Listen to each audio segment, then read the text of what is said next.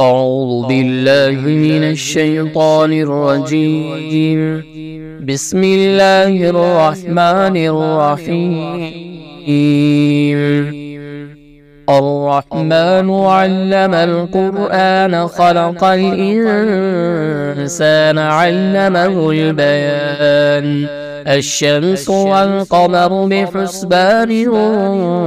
والنجم والشجر يسجدان والسماء رفعها ووضع الميزان ألا تطغوا في الميزان وأقيموا الوزن بالقسط ولا تخسروا الميزان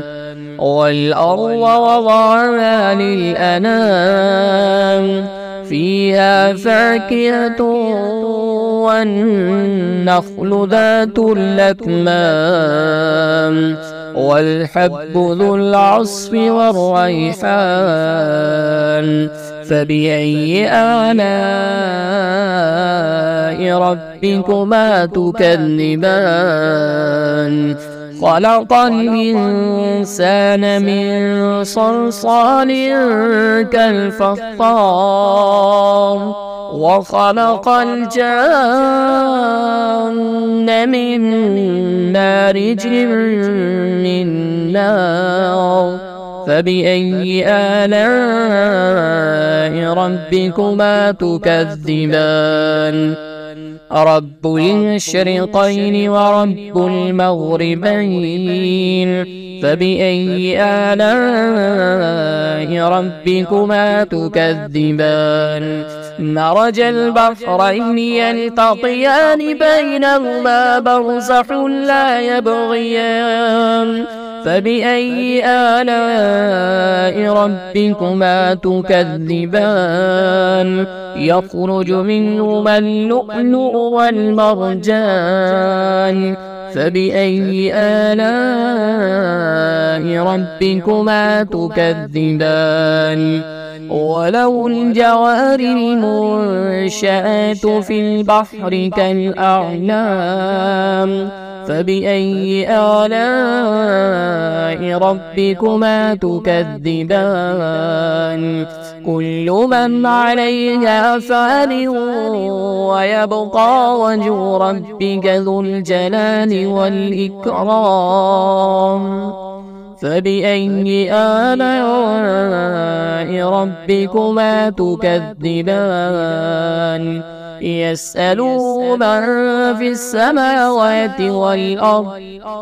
كل يوم هو في شأن فبأي آلاء ربكما تكذبان سنفرغ لكم أيها الثقلان فبأي آلاء ربكما تكذبان يا معشر الجن والإنس إن استطعتم أن تنفذوا من أقطار السماوات والأرض فانفذوا لا تنفذون إلا بسلطان فبأي آلاء ربكما تكذبان يرسل عليكما شواظ من نار ونحاس فلا تنتصران فبأي آلاء ربكما تكذبان فإذا انشقت السماء فكانت وردة كالدهان فبأي آلاء ربكما تكذبان فيومئذ لا يسأل عن ذنبه إنس ولا جان فبأي آلاء ربكما تكذبان يعرف المجرمون بسيماهم فيؤخذ بالنواسي والأقدام فبأي آلاء ربكما تكذبان هذه جهنم جهنم التي يكذب بها المجرمون يطوفون بينها وبين حميم آن فبأي آلاء ربكما تكذبان ولمن خاف مقام ربه جنتان فبأي آلاء ربكما تكذبان ذواتا أفنان فبأي آلاء ربكما تكذبان فيهما عينان تجريان فبأي آلاء ربكما تكذبان فيهما من كل فاكهة زوجان فبأي آلاء ربكما تكذبان متكئين على فرش بطائنها من استبرق وجنى الجنتين دان فبأي آلاء ربكما تكذبان فيهن قاصرات الطرف لم يطمثهن إنس قبلهم ولا جان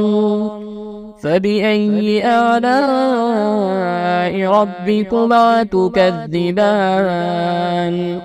كأنهن الياقوت والمرجان فبأي آلاء ربكما تكذبان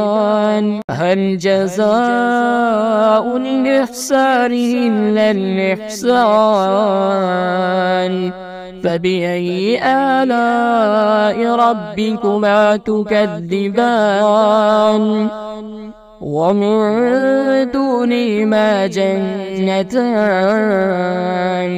فبأي آلاء ربكما تكذبان